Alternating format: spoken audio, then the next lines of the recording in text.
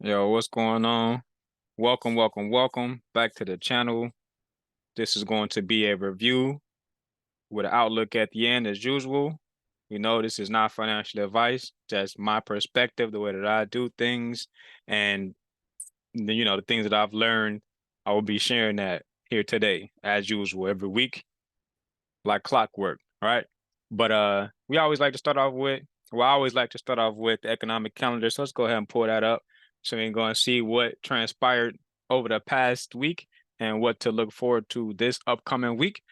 So we see that we transitioned into a new month. As you can see, February ended, March began last week. So that's something to take note of as well. But we had some medium and high impact news every day. I remember I mentioned that in my last video, so that it could get busy, and busy it definitely got. And before we go ahead and talk about what's coming up this next upcoming week, I don't really feel like the news in particular had any huge impact on the market this past week because I don't really look at the data. It's more so for me in terms of liquidity, right? Like where are the orders that make the most sense for the market makers to go after. That's kind of the way that I internalize the markets. And so looking at the charts real quick, dollar chart, right? Looking at that 30-minute chart, seeing the whole weekly perspective. So you're gonna see these extended purple lines up here are just denoting that opening price, right? So the week before last, it closed here, and the last week opened here. So I kind of extended that out in time, right? Measured the middle of that, and I'm watching that throughout the week, every individual day, right? Just seeing how each day has opening gaps as well. So you see those marked up, but then I extended out all the way. And then how this week is opened up, and you see I've already went ahead and marked up that gap for this week, and you see those lines are extended, right? But from just the look of it, right, just keep it short and sweet. And then I'll start backwards with the dollar chart this time. I'll do it from the 30 minutes down, work my way up. But you see how it could be open, we're repricing lower, right? We get back above that opening price. But this level right here, let me just go to the daily to show you that was a midpoint of this daily wick. So we finally reached up into there and look at the reaction from there. Not that we've, in a sense, reversed and gone bearish because we didn't take out any significant low. Probably this would be the most significant low I'm watching, as well as just keeping in mind this January 2017 high. And then this white line, if you recall, is going to be the midpoint of a weekly wick, right? And then the green line is going to be the midpoint of a monthly wick. And just seeing how we've just essentially worked those levels since we rejected off the midpoint of the daily wick. So in my mind, not a reversal, but could be a short-term retracement, which can be ugly in the dollar index. As you can see, we had one here, and this was ultimately right a consolidation as well. So we could see something similar like that transpire, or we could possibly just see with once we look into the economic calendar this upcoming week, some sort of, continuation higher back up to this level, possibly, and maybe even reach for the liquidity that's resting above this high here. But getting back to the 30-minute, right? So once that happened and we saw it drop, look at where it dropped to, right? It drops to that midpoint of that monthly level. We bounce off of that, right? We kind of sit on top of that weekly level, but don't commit. Now we're in between those levels, right? Push back above with no commitment, back down below again, right? Look at that, back up, failure to get up to this daily level. And then we open up with a gap higher, even with an opening with a gap higher, no follow through, reject. So then we start taking out a bunch of lows. So by Wednesday, we had already taken out, the daily low every day so far. And then we started to rebound, right? And we finally get above this range going into Thursday, early Thursday. We kind of using this as resistance as the first early Thursday morning. We eventually do get above it, use that support. But then we finally make it up to that daily level and we can't commit through it. And so at this point, it was just a sign, if you will, that it wasn't going to be able to make it back up above this opening price for the week, right? We drift lower, open it with a gap down, right? Kind of just hugging, well, not hugging the level, but just like trading just below it in a sense. So not really committing either way. You get a consolidation here, right? Then early Friday morning, we dip down back into that weekly wick. We pretty much consolidate on that. We get a rally with news here on Friday, not able to commit through the opening gap. and then we reject, and then we end up closing below that monthly wick. As you can see again, so for this week, we open up with a gap, and so we'll see how it plays this range here, considering that that midpoint of this gap is right on that midpoint of that monthly wick. So it's very interesting to me. And so again, there is news coming up this week, high and medium impact news reports. I'm just expecting volatility from those, how price trades at these key levels that I have marked up. And I'll actually extend this one out a little bit so that at least I'll extend it up until the end of the London Open, so I can monitor how within the next, 8 hours or so, how this price, how the price of the dollar index trades. I want to see if it has a willingness to get up here and through it, find some support there, possibly get above this, because that's just basically what I'm looking at is all of the key levels that I identify. I'm looking for sensitivity there. And that sensitivity is going to give me clues on which direction I can anticipate the dollar index going. And then once I use that confluence with what I'm trading, be it US 30, NASDAQ, or S&P, then I'll kind of have that confluence of, okay, if the dollar is going up, I'm expecting this to go down. If the dollar's going down, I'm expecting this to go up. Now, there's not like a minute by minute thing, but it does have very it has a very exclusive habit, if you will, of matching up like that, where what the dollar's doing, the indices are doing the opposite. And that's the only reason why, on a weekly basis, you're always going to see me show the dollar chart along with the indices. But just to show you my watch list real quick, I have kind of consolidated it, took some things off, and I added in the government bonds. I don't fully understand them yet, but I do know that understanding them better could potentially help me with understanding the dollar chart, and then obviously if I understand the dollar chart better, I'll be able to understand the indices better. But now, like I said, I was going to work backwards, right? So from the 30-minute higher, we'll just quickly bounce up to the daily, and then we'll get up out of here. So we do know that I've been saying, again, I was looking forward to get up to these levels. So we have reached this level, right? And then when we closed above this level, we saw a little slight short-term continuation up to the next level, but then it rejected. And so that's why these levels are here for, like I said, sensitivity. This is sensitivity. It was a reaction there. There was it acted as resistance. And that's why we see it was unwilling to close above it. And what is it going to do if it can't close above a level? It's going to trade lower and try to find some sort of, level to act as support, which in a sense you could say that the midpoint is monthly level active support, because although we closed below it here, the very next day we closed right back above and we actually took out this day's high and we printed a swing high up here. So especially I'm very interested to see if how the market responds if it's able to trade up to and above the high of this candle. Remember, we're looking up at that top left, right, for that exact price point, 105.180. So I'm looking at this level specifically, how it trades up there. But obviously, this is my main focus. If we can get above this blue dash line and possibly trade above that up into this buy side liquidity up here that's resting at 105.631. So that's still an objective that I'm looking for. And obviously, again, the sensitivity there, how it responds, can it blast through it, leaving inefficiency, or will it reject there and start to try to find support at one of these other levels that was acting as resistance initially? Right. And so that's pretty much it as far as the dollar chart is concerned.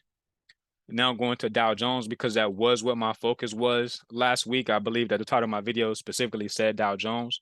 So what I want to show here is that we have these monthly lows, right? And so usually I'll try to make it white. So we got this monthly low from February, because remember, February ended and we started March. And then we also have January's low, which we had closed below. And then we also have December's low. So 3 monthly lows in this region that we've traded below all of them already, right? And so going down to the smaller time frame, just make sure we can see these. We're just going down to the weekly real quick. Now what we'll see is this was this past week, right? So the week prior to that week, we had traded below January, December's lows, but we reacted sensitively, sensitively. I don't know if that's a word. I might be making shit up, but there was sensitivity once we got below that low to the point that we reacted off of it and we closed above it, but we were still below that January low, right? And then when we open up the week that had March 1st in it, that began the month of March and ended February, we were able to trade below February's low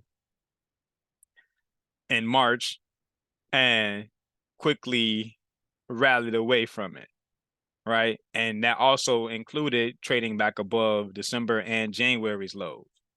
So although this isn't something that's necessarily super bearish, I mean bullish in my opinion, I mean like it's not giving, oh, it's going to continue higher and make new highs, but I can't ignore the fact that we are now back above two key levels that I would like to see it stay below if it was going to continue lower. And another area that I've been looking for is the low from November, which will be somewhere up in here. And so with that in mind, all right, I had that level marked up. I'm not gonna do all of the labeling and things like that right now because I deleted all of my markups this past week. I ended up getting caught up and basically trying to force the market to reach the targets that I had set for my trades. And the reason for that being was that I had them on my chart, and not all the time. You have to understand that just because you have a level on your chart does not mean that the market is going to go there. It started to go in my direction as far as like the outlook that I had. When I get down to a smaller time frame, you'll see what I'm talking about. But just going through it the traditional way here, right, from the monthly, weekly, daily on down, we do see again that we had this weekly candle that was trading lower initially, but then it rejected and it traded bullish, and you'll see how that came into fruition, right, as I'm dropping down the time frames. But now going to the daily, right, with those same levels in mind, that first day candle of last week was this Monday here. And if you recall, in my last outlook, I was saying I was expecting for it to trade higher first to find something to act as resistance and then to trade lower. So it did that. Monday, traded higher, rejected, close it down here. Well, close down here. Tuesday, same idea pretty much, where we trade higher first and then we trade lower. We took out a daily swing low and we were below that December low, which was and to me it was looking good for continuation, especially considering the fact that Wednesday did that same thing where it traded higher first, right? Then ended up trading below all of those lows. But what I really should have took more seriously was the fact that there was no commitment below that December low. We closed slightly below it here, and then we closed back slightly above it here. So there's no real commitment or follow through lower. If Thursday would have given me that follow through, then I would 100% expect a Friday to possibly a continuation, to make an even lower low, even if it did retrace at the end of the day back into the range, right? But what ends up happening here is we get a huge gap opening between Wednesday and Thursday. So just pretty much indicating that we weren't going to follow through and trade any lower, that we had pretty much made the low of the week here. And then, right, we start taking out daily highs. So Thursday opens up with a gap and it takes out Tuesday's high. And then you see what happens on Friday. We're back above that January low. And this was the most dynamic, candle of the week, the largest body of the week, the largest range of the week all happened on Friday, which is something I don't typically expect, but it's not about, in a sense, always, it's like a balance between anticipating and reacting. Like I have to find a healthy balance between the two because I'm really good at marking up my charts and understanding like where there's likely to be orders sitting at, but I can't time when the market's going to get there. And so with that in mind, as I showed in my last one when I had my webcam up, that my goal is not to be right or wrong, right? My goal is to be profitable. And so to be profitable, all it really takes is me having a plan that fits within my bias, meaning that I was expecting lower prices after a rally higher to start the week, and I got that. So honestly, by the time Tuesday and Wednesday had closed, they had both offered me, right, lower prices, then that was enough of a range for me to get in, make some money, and get out. Now, if I was to continue looking for lower prices on Thursday, which I was, and I didn't get that, then at that point I take my little small loss and I move to the sidelines and I wait to see if I get clues on Friday if it wants to continue lower, or paying attention to what I just was explaining earlier, take the reversal because they're showing me more clues of it trading higher than it was for a continuation lower. And a cool area to have been targeting, well, first and foremost, was that Monday's high, because Monday printed a swing high when it's traded above that past Friday's high and then rejected. And then once Tuesday closed, this was confirmed a swing high. So I know there's liquidity resting above that. But then as well, we have another swing high up here on the daily chart right here. So I could have just been targeting these two on the reversal, which would have been solid trade as far as thinking about, even if I didn't get in at the opening down here. Let's say I didn't get in until they trade above here and maybe found support there intraday. And I will go ahead and I'll put a line here just so that when I do go down to the next smaller time frame, I can see is within Friday did it find any type of support here to carry it higher, because even that 100 points in between these two lines and then just say that the 200 points from this gray line up to the top red line, that's plenty of opportunity to get in and take some trades going higher, and just taking my profits at these levels. Could leave something on to see if it wants to run even higher, maybe fill in this whole imbalance up here. Actually, that's should be so. This would be another area or level of interest, right? This upcoming week, seeing if it wants to, fill in this whole inefficiency between these two wicks here, right?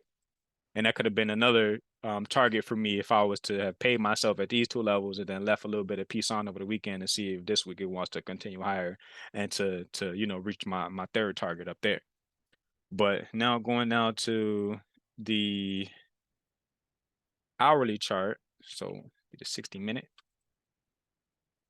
Let's see real quick. And we did, right? So look, once we broke above that high on Thursday, we definitely found support there in the morning on Friday, right? The fact that we traded aggressively below it, but then we rejected and ended up closing above it, right? That is more clue that we're going to trade higher and reach for these levels of liquidity that were identified on the daily chart.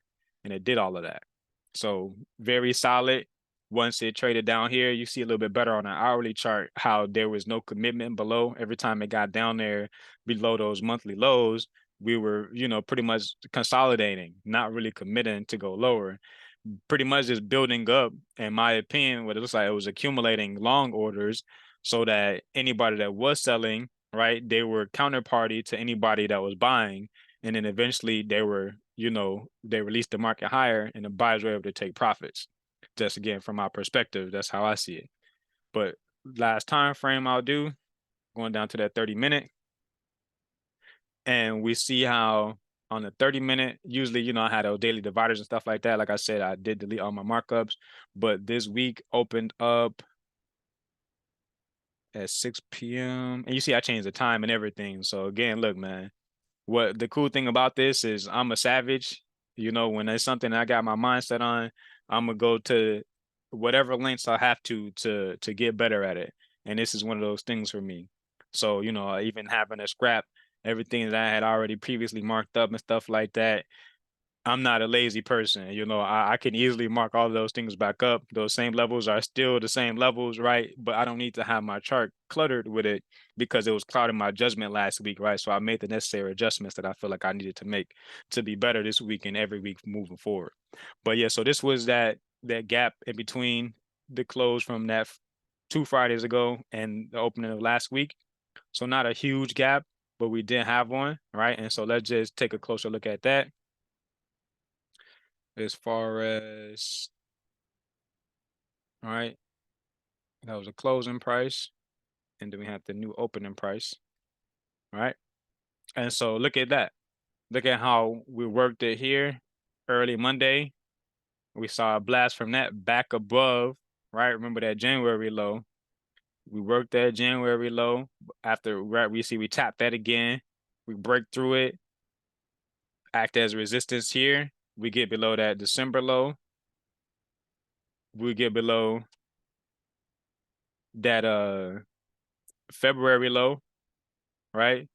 And this was the end of February. So we created the low here, and then Wednesday started off below it, right? Work above that January low, back down to February's low. No commitment either time, right? None of these times. Look at the reaction every time it got down there. As soon as it gets down there, it's like a hot pocket, right? Just pew, pew, pew, right? Unwilling to get back up there, which was, and this is why I say this would really trip me up was the fact that it was unwilling to get back up there here. But then once it traded back above it here, this was another sign like, okay, it's looking like it wants to keep moving higher. It failed to get below that February low. It is still above that December low at this point now. So it's like it's most likely going to seek higher prices. And like I said, looking at that daily chart, these levels would have made the most sense for it to reach to, especially considering that Monday, right? Just going back to what I was speaking about from last week. Monday, I had this high,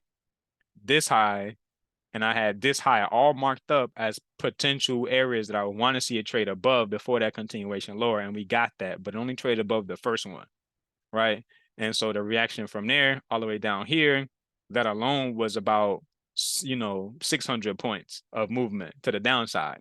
Then we started to get a little bit choppy, right? Consolidating that accumulation of longs, which I mentioned, before running out those who were already selling and taking out their stop losses as it pushed up here for all those people that bought down here, right? And so that is the review basically for Dow Jones, but that then immediately leads right into the outlook, right? So we're gonna pull up the economic calendar real quick. And what we'll see is what we got coming, to us as far as for volatility this week. So we have Fed Chair Powell. Uncle Powell's going to be speaking on Tuesday at 10 a.m. Last week we had a lot of 10 a.m. news reports, so we're continuing that trend this week. I see so some semi-annual monetary policy report before the Senate Banking Committee in Washington, D.C. So should expect some volatility on Tuesday for sure. Every time Powell speaks, market get bussing. Going into Wednesday, right? We got that first part of the 80 of the non-farm payroll that comes in on that Wednesday morning.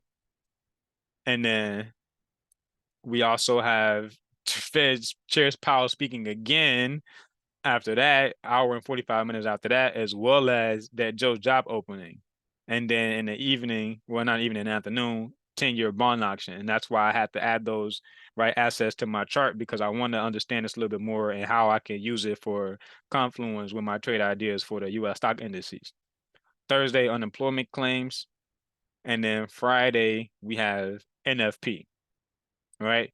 And so a lot of volatility expected, even if it's not like any range, even if it's not any trend created, I would expect at least right large range expansions in a sense, right? Like this could be viewed as a range, but look at how volatile it was, offering up, buyers and sellers profit going both ways. But if you were somebody trying to hold on to something long term, you most likely didn't make any money because they came back and ran out your stop loss.